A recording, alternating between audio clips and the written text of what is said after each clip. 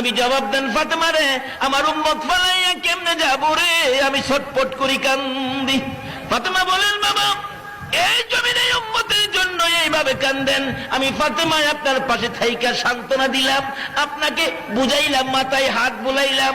হাসরের জমিনে যখন আপনি নবী উম্মতের জন্য পাগল পাগল হয়ে যাবেন, আমি ফাতেমা আপনাকে সান্ত্বনা দেওয়ার জন্য আপনি নবীর কই গেলে পাবো গো, যদি কন্যা সুবহানাল্লাহ। আমার নবী বলেন, ফাতেমা রে, পাবি রে, আমারে পাবি। কোথায় পাবো? একটা ঠিকানা দিল, ফুলসিরাতের কিনারে।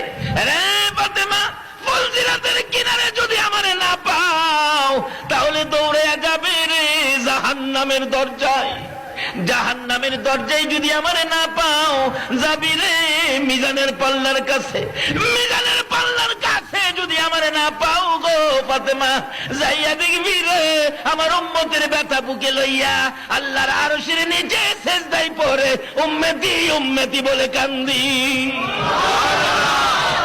নবী পাগল পাগল হয়ে হাসরের জমিনে ঘুরতে থাকবেন শুধুমাত্র আপনার আমার জন্য।